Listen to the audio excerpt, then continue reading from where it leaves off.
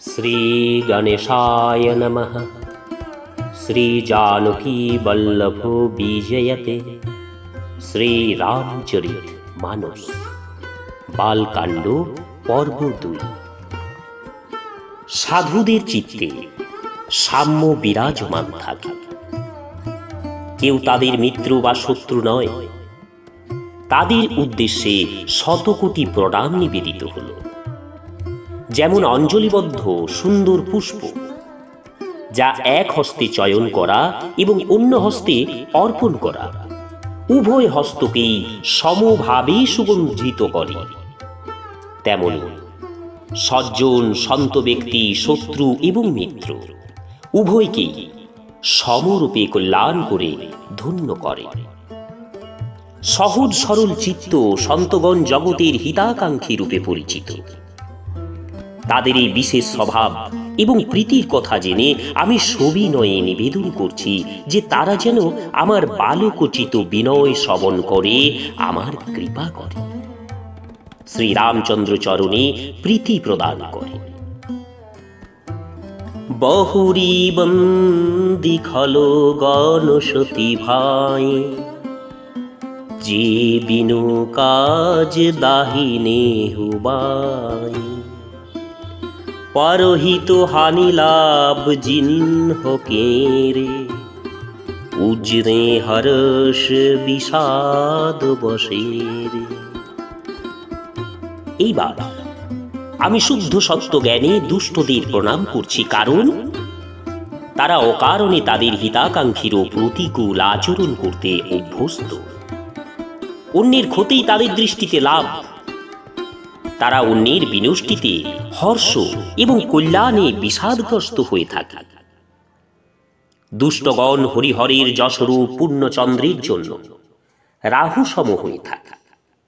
हरिहर जस राकेश राहुषे, पर अकाज भट सहोष बाहुषे,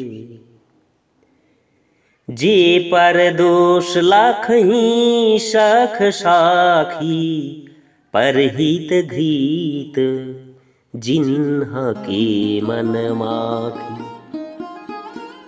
দুষ্টগণ হরিহরের যশরূপ পূর্ণচন্দ্রের জন্য রাহু সম হয়ে থাকে, অর্থাৎ যেখানেই তারা ভগবান শ্রী বিষ্ণু এবং ভগবান শ্রী শঙ্করের যশগান হতে দেখে তারা তাতে বাধা দিতে চেষ্টা করে। দুষ্টগণ অপরের অনিষ্ট করাতে সহস্র বাহু সম বীর হয়ে থাকে। তারা অপরের দোষ সহস্র লোচনে প্রত্যক্ষ করে সুখের অনুভব করে। অপরের কল্যাণরূপ ঘৃতে তাদের মন মক্ষী সম হয়ে থাকে, অর্থাৎ মক্ষী ঘৃতে পতিত হয়ে তা নষ্ট করবার সঙ্গে সঙ্গে নিজেও যেমন বিনষ্ট হয়, ঠিক একইভাবে দুষ্টগণ সুকার্যকে নিজ জীবন দিয়েও পণ্ড করতে চায়।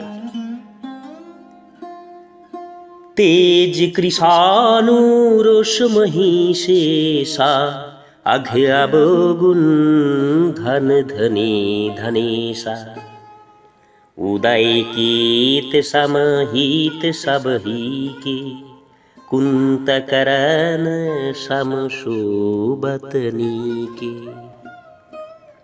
দুষ্টের তেজ অপরকে উত্তপ্ত করবার ক্ষমতা অগ্নি সম এবং ক্রোধ যমরাজ সম হয়ে থাকে।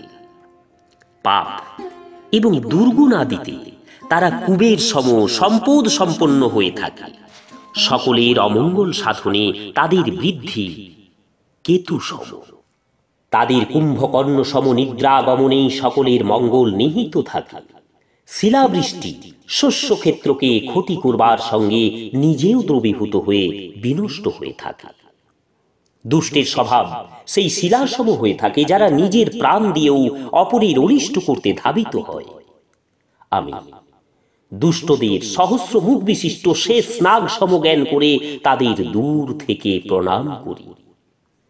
যারা সহস্র মুখে সক্রোধে অপরের দোষ সকল বর্ণনা করে থাকে। পুনি প্রাণবৌ পৃথুরাজ সমানা, पर आघ सुनई साहस दश काना, বহুরি শত্রু সম বিনবতেহি সন্তত সুরানি কহিত জিহি। আবার দুষ্টদের রাজা পৃথু, যিনি ভগবানের যশগান শ্রবণ করবার জন্য 10 সহস্র কর্ণ প্রার্থনা করেছিলেন, সমজ্ঞান করে প্রণাম নিবেদন করি তাদের। অতঃপর দুষ্টদের ইন্দ্র সমজ্ঞান করে বন্দনা করি, কারণ ইন্দ্র সম তারাও সুরাকে উপদেয় এবং হিতকর জ্ঞান করে থাকে, এবং কটু বচনরূপ বজ্রতে তাদের সতত প্রীতি থাকে। দুষ্টগণ ইন্দ্র সম সহস্র নয়ন খুলে অপরের দোষ খুঁজে বেড়ায়। দুষ্ট স্বভাবের বৈশিষ্ট্য যে তারা নিরপেক্ষ, মিত্র এবং শত্রু, কারো মঙ্গল সহ্য করতে পারে না। মঙ্গলের কথা শুনলেই তারা যেন জ্বলে ওঠে, তারা যেন ক্ষেপে ওঠে। তাই তাদের কাছে করজোড়ে আমার সবিনয় বন্দনা করা। আমি আমার নিবেদন তো রাখলাম, তবুও ভয় হয় তারা কিন্তু স্বভাব পরিবর্তন করবে না। কাক সমাদরে প্রতিপালিত হলেও মাংস ভক্ষণ ত্যাগ করতে সক্ষম নয়। আমি সাধু এবং অসাধু উভয়ের চরণে বন্দনা করি, কারণ উভয়ই যে দুঃখের সঙ্গে নিত্যযুক্ত। অবশ্যই এক হিসেবে প্রভেদ আছে।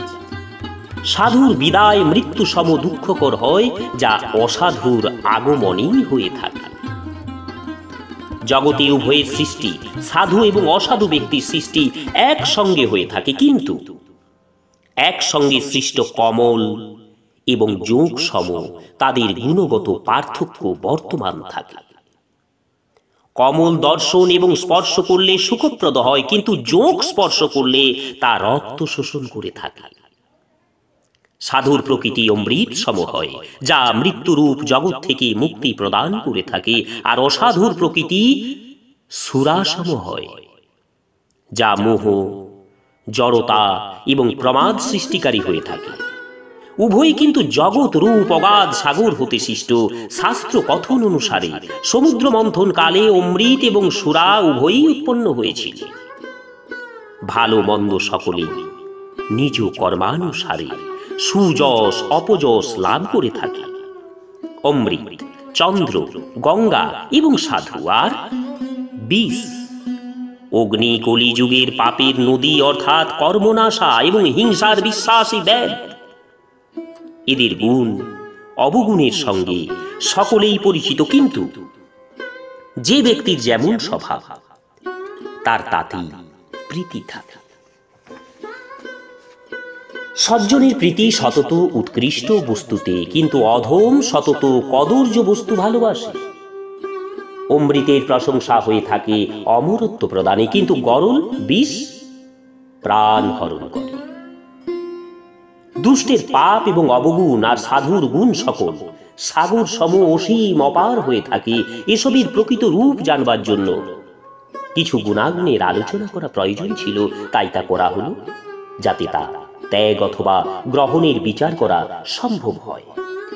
ভালে উপোচ সব বিধি উপাজে, জ্ঞানী গুণ দোষ বেদ বিলাগে। কাহি বেদ ইতিহাস পুরানা, বিধি প্রপঞ্চ গুণ গুণ সানা। দুঃখ সুখ পাপ পুণ্য দিন রাতি, সাধু অসাধু সুজাতি কুজাতি।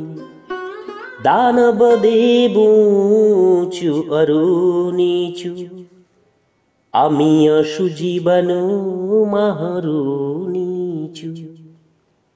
মায়া ব্রহ্ম জীব জগদীশা, লচ্ছি অলচ্ছি রঙ্ক অবনীশা। কাশী মগ সুরু শরী ক্রমনাশা, মরু মারব মহি দেব গবাসা। সারগ নারগ অনুরাগ বিরাগ, নিগমাপম গুণ দোষ বিভাগ। ভালো মন্দ সকলেই বিধাতার সৃষ্টি, কিন্তু বেদে তাদের গুণাগুণের বিচার করে তা স্পষ্টভাবে চিহ্নিত আছে। বেদ, উপাখ্যান, পুরাণ সকলের মধ্যে বিধাতার সৃষ্টি প্রপঞ্চে গুণাগুণের মিশ্রণ পাওয়া যায়।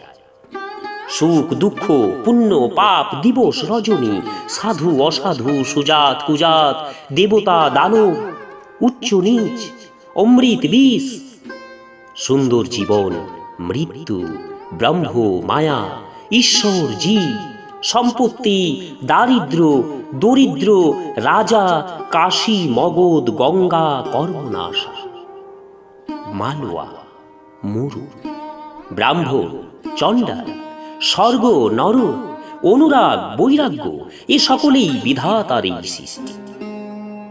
বেদ শাস্ত্র সকল তাদের গুণাগুণ বিচার করে বিভাজন করেছে। স্থাবর জঙ্গম এই বিশ্ব চরাচরকে সৃষ্টিকালে বিধাতা গুণাগুণ সমন্বিত করে সৃষ্টি করেছে।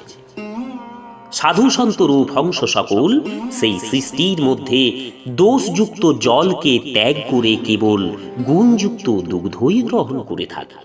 নমস্কার, রামচরিত মানসের দ্বিতীয় পর্ব আজ এখানে শেষ করছি। রামচরিত মানসের ধারাবাহিক পর্বগুলি শ্রবণ করার জন্য চ্যানেলে যারা নতুন তাদের অনুরোধ জানাবো চ্যানেলটি সাবস্ক্রাইব করে তুলসীদাস বাবাজির শ্রীরামচরিত মানসের ধারাবাহিক পর্বগুলি শ্রবণ করুন। আজ এই পর্যন্তই, আসবো পরবর্তী ভিডিও নিয়ে। সবাই সুস্থ এবং ভালো থাকুন। জয় শ্রীরাম।